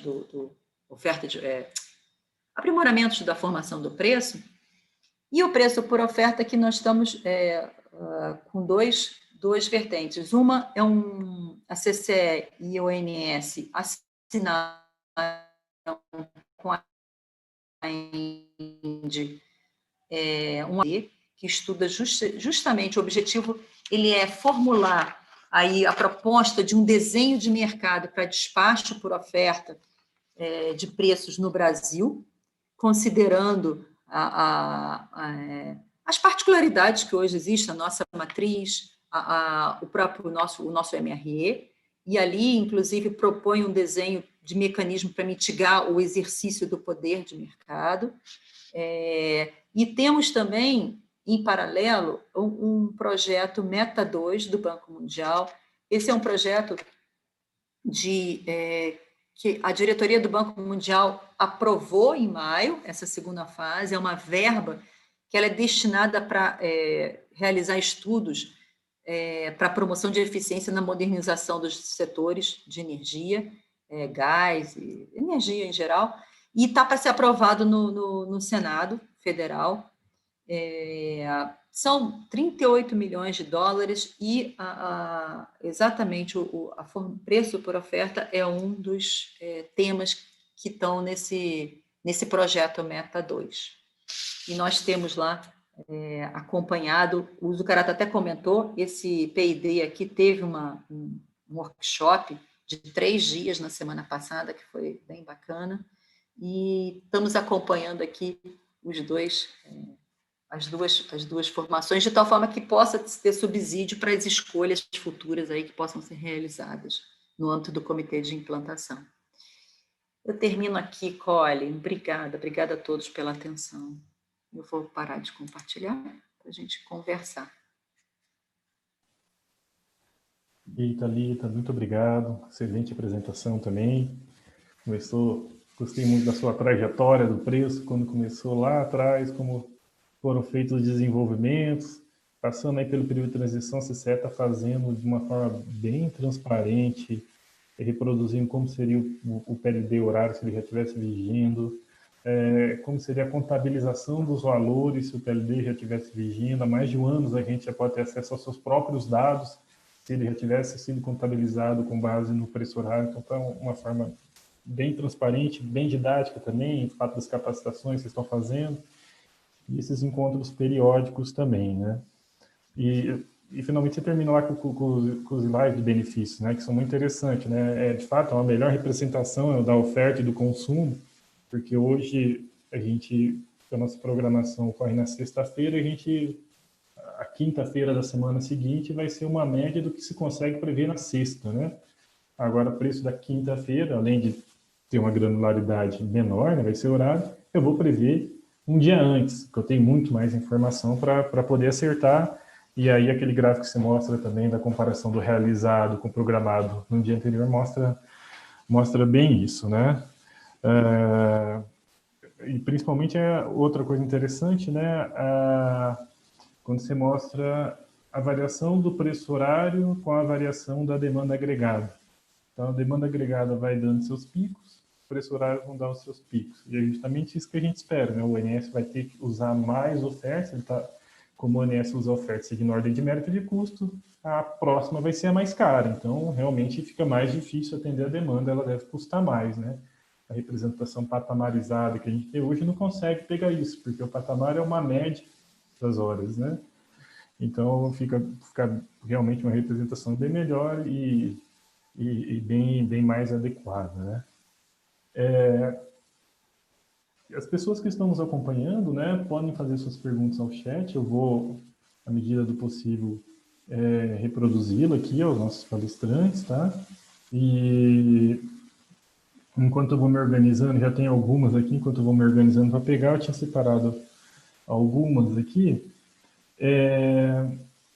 Que é mais assim primeiro, algumas questões mais práticas, por exemplo. Perguntar assim para a Thalita, nesses encontros que vocês estão tendo, periódicos, né, com os participantes do mercado, como é que tem sido a reação deles à implementação do preço horário? Há ainda muita dificuldade de lidar com o assunto? Há ainda problemas de cunho conceitual? Ou seja, por que a gente tem essa necessidade de mudar de um PLD Week Ahead em forma de patamares para um Day Ahead em forma horária? Ou a dúvida conceitual já é superada, é algo sem volta e a gente tem dúvida só de procedimento? Você poderia dar um feedback do que os participantes do mercado, do modo geral, têm pensado sobre essa mudança que vai ser bastante forte ano que vem? Sim, uma ótima pergunta. Essa pesquisa que a gente fez foi em junho, né? E é lá que se identificou que eles queriam mais capacitação. Mas o interessante é que o que a gente tem acompanhado no mercado, até mesmo nos encontros, e a gente tem observado, é o seguinte: o porquê e o como fazer, isso é passado, já foi. Faltam pequenos ajustes? Faltam. Eu até mostrei ali alguma finalização da regulamentação e tal. Mas o que os agentes têm feito agora, e que eu acho muito interessante, obviamente, dando andamento, que é uma coisa que já está sendo feita, e aí esse volume de dados que a gente disponibiliza é justamente para isso. Qual o impacto do preço horário no meu negócio? E a quinta, que eu acho interessante, que é o que eu posso fazer para que eu possa veja uma oportunidade nesse novo contexto, né? Então, qual o produto que eu posso oferecer no mercado? Eu posso oferecer um contrato para mitigar um hedge, a modulação passa a ser muito importante. A gente sabe que com a entrada do preço horário, a modulação é importante. Então, surgem também novos produtos. Então, essas 5 dimensões, eu acho que são importantes, assim, o porquê, o como, já foi. Eu acho que agora é o que eu tenho que fazer para me adaptar e como ver oportunidades. Eu acho que é isso que tem aparecido muito no mercado. Olha. Legal, Thalita. Obrigado. Zucarato, você começou a sua introdução, né, falando sobre a formação de preço, né, e nos mercados onde eles se originaram, né, o Energy Only, né. Hoje em dia é uma forte discussão se esses mercados são sustentáveis no longo prazo, porque com a entrada em massa de grande quantidade de renováveis, né, que possuem custo marginal praticamente zero, ou se não nulo, muito baixinho, né, fica muito, digamos assim, a visão fica muito complicado, por exemplo, termoelétricas arriscar o investimento no Energy Only Market para recuperar seus custos fixos, incluindo aí o investimento, né, com base na renda inframarginal, né, com base na renda de escassez, como você bem disse, né. Você, na sua visão, mais como uma reflexão, você acredita que é possível manter os fundamentos do Energy Only Market com essa mudança que a gente está tendo no comportamento da oferta, com a entrada de novas renováveis, com também mudança onde é possível, no perfil da demanda, onde ela consegue, a gente sabe que é inelástica a demanda no curto prazo, mas em alguns lugares já há uma possibilidade de participação maior da demanda, né? E com tudo isso fechando, né, fornecendo a adequacidade que o sistema precisa. Qual a sua visão assim, sobre o futuro do Energy Only Markets? Fernando, acho que acho que o Energy Only Market ele se demonstrou eficiente, né? Quando você tem um parque gerador, vamos dizer assim, com uma certa ineficiência, uma carga que não cresce, ou cresce muito pouco comparado com a base instalada, e o entrante, ele entra deslocando uma geração existente e assumindo o seu lugar na ordem de mérito. Ou seja, ele entra com uma certa previsibilidade da receita que ele está recebendo, e isso foi, acho que, a chave do sucesso de onde esse modelo funcionou, né? Reino Unido, Europa, Estados Unidos, né?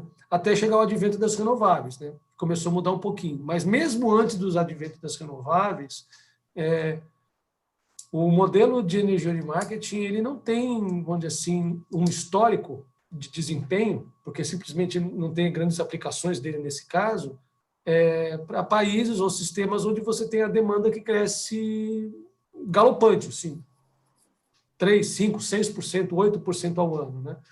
Então, a gente não tem evidências de que ele funciona. Então, eu te confesso que eu sou particularmente cético com a performance de um modelo elementar quando você tem que fazer frente ao crescimento grande de demanda. E ainda mais se esse crescimento for incerto. Então, tem um paperzinho que eu li já há alguns anos atrás, onde falava de ciclos de investimento. Dizia assim, capital intensivo, longo tempo de maturação de investimento, com investidores avessos a risco e incerteza no crescimento da demanda, levam ao problema de ciclo de investimento. O investimento é retardado até ter certeza que ele tem espaço, o sistema fica muito estressado, qualquer balancinho que você tem, o preço explode, todo mundo tira a oferta da prateleira, sobre oferta do sistema e ele volta sem ter um processo sustentável de investimento. Tá? Então, sendo bem pragmático e prático, assim, eu não acho que um Energy Only Market funcione, não tem evidências que ele funciona, quando ele precisa puxar um volume muito grande de investimentos para um crescimento de carga. Por outro lado, onde não há crescimento de carga e existe tecnologia entrante que desloca a tecnologia existente, ele se mostrou que ele consegue atrair esse investimento, mas não é investimento para assegurar a confiabilidade, é um investimento para otimizar custos, né? É de uma natureza diferente. Tá, então é mais uma visão assim, de colocar usinas mais eficientes para substituir ineficientes do que para a expansão do parque gerador, né? Em resumo, isso. Ok. Eu vou tentar... Obrigado, viu, Zucarato? Muito esclarecedor. Eu vou tentar aqui reproduzir uma pergunta de quem está nos assistindo, da Virgínia Parente. Muito obrigado pela pergunta, Virgínia. A pergunta dela é o seguinte: dado que os participantes do mercado não reagem bem a picos de preço, só tem reclamações, eu coloco entre parênteses, que algumas vezes resulta até no estabelecimento de termos arbitrários, e que esses mesmos participantes do mercado não convivem bem com o déficit, então o Energy Only Market não parece ser uma solução politicamente palatável, né? E aí o Zucarato explicou também que no mercado onde se espera crescimento da demanda como o nosso também, ele, a pureza dele também é difícil de ser implementada, né? Ela elogia aqui a palestra do Zucarato e da Thalita, e para o Brasil, assim sendo, o que os palestrantes consideram mais factível para a realidade brasileira? Eu entendo assim como desenho de mercado, acho que a Virgínia quis dizer aqui na sua pergunta.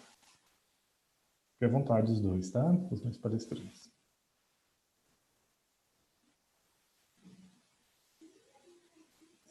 Vocês entenderam? Quero que eu repita. Quer começar, Thalita? Você levanta, eu corto. Eu levanto, você corta. Bom, se eu entendi bem a pergunta, seria entre o modelo centralizado e o bilateral, né? Eu acho que para o Brasil, ainda o centralizado, eu acho que até em função da nossa matriz, ainda é o que a gente vai caminhar durante um bom tempo.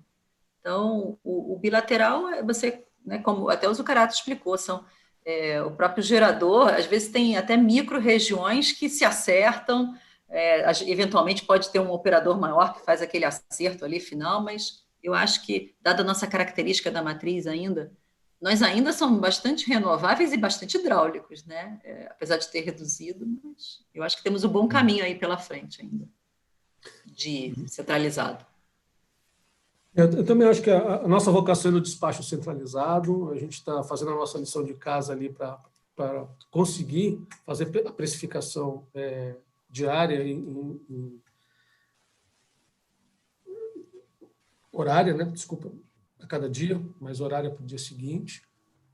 É um avanço. Se algum dia a gente vai resolver essa questão de preço por oferta ou não, eu acho que tem um caminho grande a ser percorrido pela frente, inclusive estudar a viabilidade disso nos seus detalhes, que foi uma coisa que nós nunca fizemos, a gente só estudou ele em grandes níveis, lá desde o Comitê de Revitalização lá atrás, né? Sabe que eu gosto muito do diagnóstico e das propostas que foram alinhavadas naquela consulta pública 33. Tá? Então, tem alguns princípios para mim, né? Acho que o despacho é centralizado, o preço tem que ser diário, horário para o dia seguinte, a redução dos subsídios cruzados, o aumento da participação do Mercado Livre. Só que daí o que acontece? Quando você vai perdendo o ACR, que é um comprador único, que é onde a decisão de investimento, onde a matriz energética, é tudo escolha do comprador único, né? Está muito na mão de um planejamento mais, vamos dizer assim, determinativo. Quando você vai para uma lógica de mercado, as escolhas estruturantes, né, em nível de investimento, matriz, desinvestimento, passam a ser escolhas de mercado. Então, como coordenar isso, né? O Energy Only Market, para mim, não vai dar conta de fazer isso. Então, a questão se eu quero ampliar a participação do Mercado Livre, mas o meu Energy Only não dá conta, como é que eu dou um empurrãozinho para o mercado funcionar, criando algum mecanismo coordenador para essa expansão? Então, toda aquela discussão da contratação centralizada de lastro, que está por trás de alguma discussão lá da CP33, PL232, essas coisas, basicamente a mecânica que se fala é pegar aquele pico de preço, né, que a gente não gosta nem de racionamento e não gosta de preço muito alto, né, que foi acho que a Virgínia para a gente colocou. Então, a receita de bolo é basicamente você baixa o preço teto para o valor da térmica mais cara que você gostaria de atrair para o seu sistema. Legado é legado, a gente trata de outro jeito.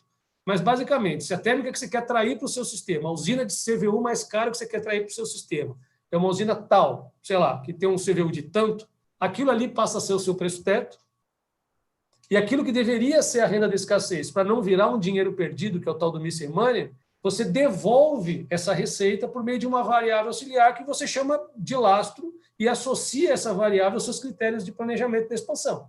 Então, basicamente, a engenharia por trás é essa. Você suprime o pico de preço numa mão, o dinheiro que falta você coloca ele no sistema novamente, só que daí por meio de uma variável auxiliar que está vinculada aos critérios de planejamento da expansão. E aí eu acho que isso tem chance de funcionar dentro de uma lógica onde a gente está aumentando a participação do Mercado Livre e que é mais ou menos o que veio diagnosticado e apontado lá desde a CP33. Aí, de novo, o diabo mora nos detalhes e a gente ainda está num processo de discussão de como fazer essa montagem desse quebra-cabeça. Acho que também tem um trabalho de comunicação importante, da mesma forma que os agentes precisaram do seu tempo para assimilar o conceito do preço horário, é uma construção que acontece. Eu acho que... E a pauta estava muito, vamos dizer assim, ocupada pela implantação do preço horário, pela superação da crise do GSF. Eu acho que, passado isso, a gente dá uma respirada para discutir algumas coisas mais estruturantes de longo prazo. Eu acho que a gente chega no consenso porque eu acho que tem racionalidade no que a gente está procurando. E aí, com base nessa racionalidade, claro, a gente tem que tratar legados, isso não tem jeito. Não dá para colocar a carroça na frente dos bois, a gente não pode romper contratos. Então, as coisas têm uma dinâmica que ela é lenta, mas eu acho que existe um norte que está colocado por aí. Muito obrigado, Thalita, Zuccarello, excelente reflexão sobre o tema. Fernando. Tem uma outra... Pois não, Juliana? Recebi uma pergunta aqui O Ruteli está com dificuldade de colocar no chat. Se me permite, eu vou fazê-la aqui. Pode ser? Vamos lá, ouvir a pergunta do Ruteli. Vamos lá, é para o Zucarato. Na verdade, é mais um pedido de comentário a respeito da adoção do despacho por oferta de preço frente aos desafios como usinas em cascata no Brasil, e se essas usinas em cascata de proprietários diferentes seria algo intransponível ou se é algo transponível a um custo elevado.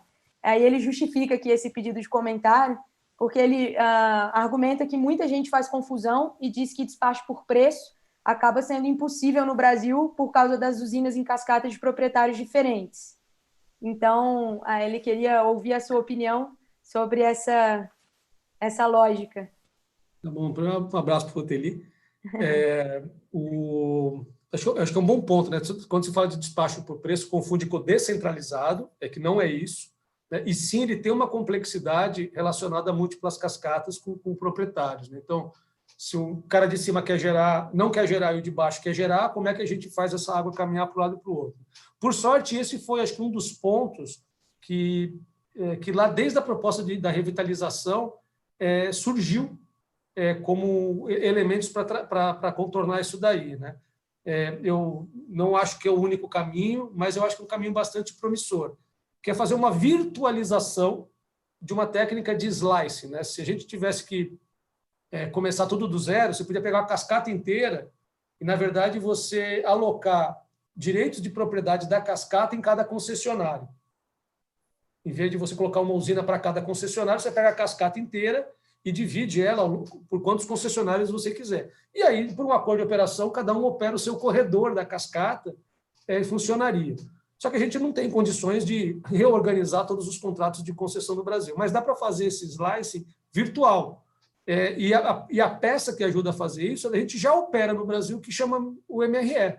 Então, uma das formas de se fazer isso, que já vem discutido lá de uma proposta do Comitê de Revitalização, ao invés de você ratear a geração ex post, em função, por exemplo, das garantias físicas, isso gerar uma energia alocada para cada usina, e cada usina é neutra quem gerou, porque elas trocam essa energia com base na TEL, a lógica é, na verdade, você cria um reservatório virtual para cada usina, que representa a sua cota na energia armazenada do sistema, e você rateia a energia fluente. Rateia uma cota de energia fluente, cada um faz a sua oferta com base no seu estoque virtual. E aquele que foi desestocado, porque achou que sua água valia menos, outro não foi desestocado porque achou que a sua água valeria mais, mas o operador ele pode gerar em qualquer usina. O despacho físico por usina ele é independente do despacho comercial de cada usina. A única coisa que importa é que o bloco hidráulico comercial e o bloco hidráulico físico sejam os mesmos. E aí você pode facilmente também fazer uma conciliação das diferenças de quem teve a sua energia alocada a priori e quem gerou. E, na verdade, é uma troca TEL, só que ao invés de ser uma alocação a posteriori, como é hoje MRE, é uma alocação que acontece a priori. Então, isso vamos dizer assim, algo que já há 18 anos foi colocado na mesa como uma forma de virtualizar o conceito do slicing, fazer isso de forma virtual, não de forma nos contratos de concessão, e que possibilitaria, não estou dizendo que é um caminho e não estou dizendo que é o melhor para o setor, né? Mas que, enfim, não dá para alegar que múltiplas usinas em múltiplas cascatas é uma barreira intransponível para o uso da técnica de despacho e formação de preço por oferta. Tem como contornar, a questão é saber se convém contornar. Perfeito. Obrigada. Ele está nos ouvindo aqui, respondeu em tempo real, agradeceu muito, disse que a resposta foi ótima.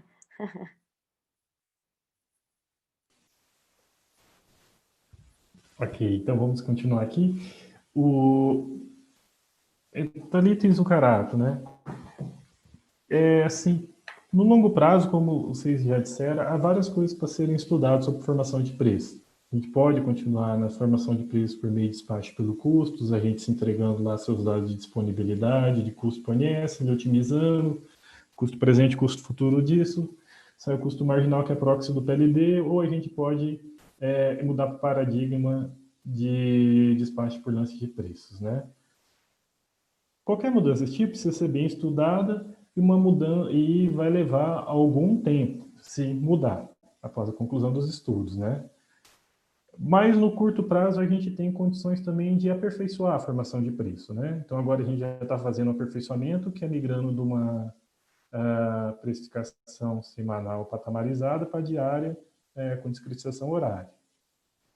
Eu queria uma reflexão, opinião, ou às vezes já está no planejamento estratégico aí da CCE, ou mesmo do ONS.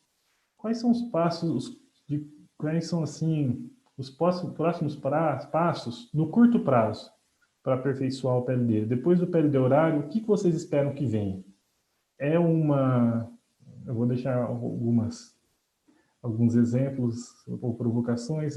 Por exemplo, eu comecei a introduzir a dupla contabilização para que os agentes entreguem ao ONS informações mais fidedignas do que eles vão operar em tempo real, senão eles vão ter que comprar ou vender no tempo real se errar. Dá para fazer isso tanto no despacho por oferta quanto no despacho pelo custo.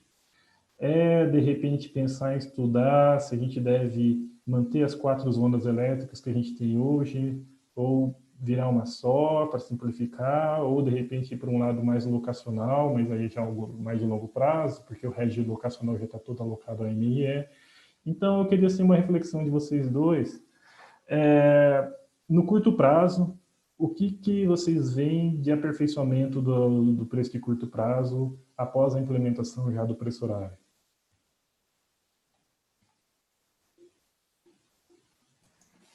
Bom, vou começar falando e o Zuccarello complementa, né?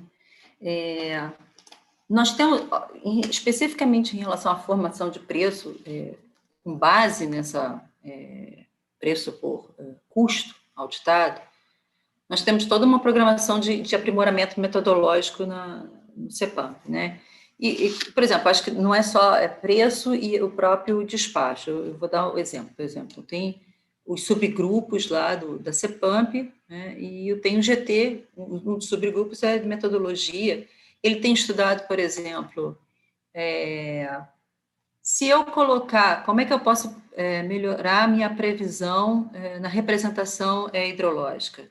Hoje, sei lá, considerar 6 meses no modelo PAR-P, está se estudando, por exemplo, 12 meses para trás. Então, esse é algo que vai terminar, inclusive, em julho do próximo ano. Uma outra aprimoramento também é a colocação do volume mínimo operativo no próprio DECOMP. Né? Então, tem uma programação, inclusive, a ata da CEPAMP, se eu não me engano, desse mês, vai sair com toda a programação, não é, Zuccarello?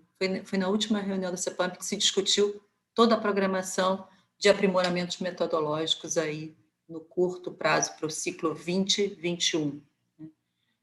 Essas foram as duas que eu lembrei, eu não me lembro. Quais são as outras, Zuccarello? Me ajuda. Não, mas aí, se pedisse, a gente tinha trazido a colinha também, né? Tem que ficar procurando aqui no... Mas eu não tenho. Bom, eu acho que a gente tem um conjunto de avanços ainda para fazer, tem dentro do paradigma, né, de despacho e formação de preço por custo. Né? A Thalita comentou a respeito, né, do modelo estocástico, né, que ele é importante ser revisitado. Eu acho que a gente precisa olhar até para as questões que estão muito relacionadas ao próprio modelo de curtíssimo prazo, que é o DCEM, não tanto pela construção e arquitetura dele em si, mas da forma como a gente está alimentando ele de informação. Então, tem questões relacionadas a Unit Commitment, tem questões relacionadas ao uso múltiplo da água, que são restrições que a gente conhece elas na vida real, mas que elas ainda não estão, na sua totalidade, representadas na cadeia de modelos. E isso é um debate importante que o setor tem que fazer, de assegurar a correta representação dessas restrições para a formação de preço, para a programação da operação, no planejamento da operação e no planejamento da expansão. Porque não adianta nada, em tempo real, o Simval está amarrado, cheio de restrições de uso múltiplo de água. Eu olho o planejamento da operação para entregar, eu brinco que eu sou o navegador, isso envolve o piloto do nosso rally, né? Aí eu digo para o Simval que não, fica tranquilo, está tudo asfaltado daqui para frente, né? E quando chega está tudo esburacado. Então, eu acho que é importante que a gente consiga ter ferramentas que enxerguem as dores da operação em tempo real. Quanto mais essas dores da operação em tempo real estão refletidas, eu acho que a gente cria saídas, né? Cria soluções mais consistentes, inclusive na própria expansão. Aí, por exemplo, se eu tenho uma dificuldade operativa hoje, não, fica tranquilo que com um monte de renováveis entrando no sistema, a gente tem toda a flexibilidade do parque hidrelétrico para contornar essa intermitência. Ah, legal, então estamos tranquilos. Vai chegar na vida real, a geração hidrelétrica ela é engessada por restrições de uso múltiplo. Então, na verdade, precisa aparecer não apenas na minha seara, que é o planejamento da operação, mas também lá na EPE, as restrições relacionadas a tudo isso, para a gente poder, se há algo escasso na operação, em tempo real, ele tem que ser visto em toda a cadeia de planejamento também, para que quando a gente discuta adequação do suprimento, atendimento dos critérios do CNPE, a gente faça esse atendimento colocando o sapato do Simval e da turma dele lá, e não colocando um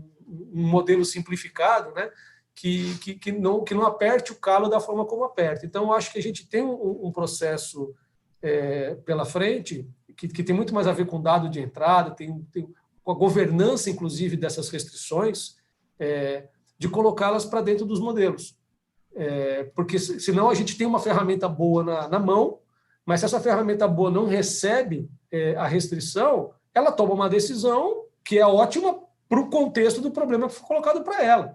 O DCEM otimiza, mas se a gente entregar um sistema, um dado para o DCEM, ele vai otimizar aquele problema, não exatamente o problema real. Então, acho que tem um avanço para a gente fazer também com os dados de entrada, e aí tem toda a governança do comitê técnico para trabalhar essas coisas também, que é uma pauta paralela à pauta da CEPAM. O CEPAM mexe mais nas entranhas do modelo, o CT ele mexe mais em representação, dado de entrada e modelos satélites, né? Então, acho que a gente tem um caminho importante para ir pela frente e assegurar que essa ferramenta que vem para dar um sinal super importante, que inclusive vai ajudar a viabilizar novos modelos de negócio, porque a gente não consegue resposta da demanda se a gente não tiver preço diferente hora do dia, a gente não consegue viabilizar modelos de armazenamento se a gente não tiver preço diferente hora do dia. Então, tem uma série de modelos de negócio que dependem de uma adequada sinalização de que a energia vale mais numa hora e menos na outra, para esses modelos de negócio conseguirem monetizar. Senão, na verdade, vai ficar todo mundo pedindo uma receita fixa para implantar modelo de negócio que, na verdade,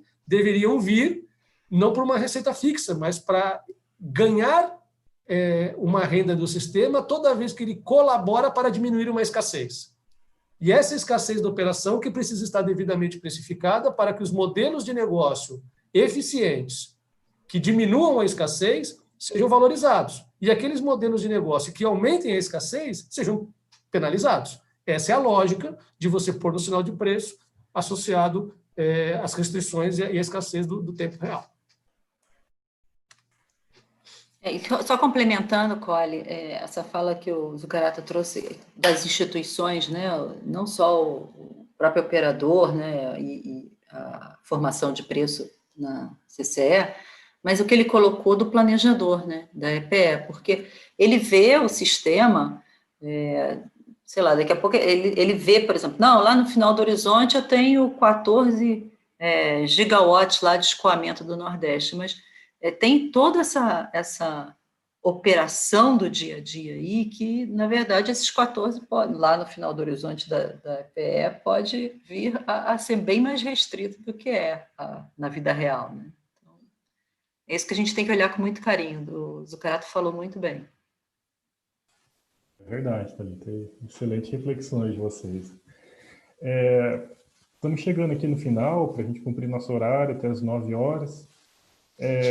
Gostaria de agradecer muito, Zuccarata, Thalita, foram excelentes apresentações, excelentes reflexões, passou rapidinho o tempo.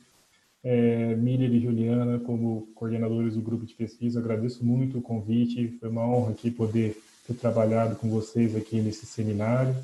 Obrigado, e para finalizar, eu queria, sim, Thalita e Zuccarata, deixar, se vocês tiver algumas considerações finais, antes da gente encerrar. Bom, Cole, eu quero agradecer, porque realmente todos os participantes que estão aqui conosco até agora, porque o debate é assim, né? Ele traz muita coisa rica e a gente perde a oportunidade, porque hoje em dia a gente está tão fácil assistir esses seminários e a gente não consegue ver tudo. Eu queria agradecer imensamente a participação de todos vocês, a oportunidade aí que foi dada para debater aí em conjunto com o próprio Zucarato, você também. É uma oportunidade tanto. Obrigada, viu? Do fundo do coração. Obrigado, Thalita. Zucarato. Bom, fazer coro para as palavras da Thalita, né? Acho que é uma respirada assim do dia a dia super corrido, a gente poder pensar um pouquinho de forma mais estruturada, acho que ajuda, né? Pelo menos a gente bota um pouco as ideias de volta para o lugar, fala assim, beleza, tem o norte aqui, essas coisas estão fazendo sentido, né? Agradecer Juliana e Emília pelo convite, ao UNB e todo o consórcio de grupos de pesquisas que formam esse projeto, Cole pela moderação. Acho que fazer uma referência aqui, né, que a gente comentou de bastante coisa, né, mas a parceria não apenas com a CCE, que está aqui representada pela Thalita, né, mas com a EPE, a ANEEL, a agência reguladora, né, o Poder Concedente e o Ministério, tem um esforço dessas 5 instituições em realmente promover a modernização. Né? O trabalho não é simples, o trabalho não tem nada de trivial, a gente vem carregando legados super complexos, a pauta trancada por um monte de assunto cabeludo ali, e que a gente tem que... É difícil a gente arrumar espaço na agenda dos agentes, inclusive, para discutir um assunto, vamos dizer assim, talvez com um olhar tanto quanto filosófico a respeito de escolhas de 5 anos à frente, se a gente tem um nível de retenção na liquidação da CCE gigantesco por causa de liminares associados ao GSF. Assim. Então, não dá para competir com uma pauta de urgência assim. Né? Então, eu só queria aqui passar a mensagem de que as instituições estão super alinhadas, a gente tem conversado bastante entre as urgências e o fogo para apagar do dia a dia, né? A gente tem arrumado algum tempo para conversar um pouquinho mais estruturado sobre o futuro. Eu acho que a gente tem avançado, o trabalho não é simples, ele é complicado, a gente tem uma bagagem de legados importante a fazer. A sociedade brasileira precisa fazer escolhas, essas escolhas elas passam pelo Congresso, a gente precisa fazer uma discussão que também é política, ela não é só técnica, ela também é política. Mas acho que assim, acho que fazer uma assim que eu estou me divertindo, né? Estou vendo que a pauta tem avançado e tenho me divertido também em acompanhar essa discussão, né? Então só dar esse testemunho aqui de que aos poucos limpando a pauta, a gente resolvendo algumas questões que são super urgentes do curto prazo. 2021, eu acho que é um ano onde a gente tem a oportunidade de acelerar vamos dizer assim, o processo, virando algumas páginas que espero que sejam viradas e para sempre. Ok. Zucarato, só complementar, eu achei assim, super essa coisa do alinhamento das instituições, mas também, né, Zucarato, a participação dos agentes, que eu acho que é algo que a gente está ansiando muito para aprimorar. Até a própria CEPAMP deu uma mudança na governança para isso, para que os agentes possam participar mais. Vocês vão ver, o número de reuniões com os agentes vai aumentar bastante. Então, isso, é ouvir os agentes para que contribuir. A gente não pode abrir mão dessa inteligência do setor. Sem dúvida. Falando em participação, eu queria agradecer aqueles todos que continuam nos assistindo até agora, 9 horas da noite. Eu acho que foi bastante proveitoso, pelo menos da minha parte foi. Zucarato e Thalita conduziram muito bem o tema. Eu só tenho a agradecer ao Zucarato, a Thalita, Miller, Juliana e aqueles que estão nos assistindo.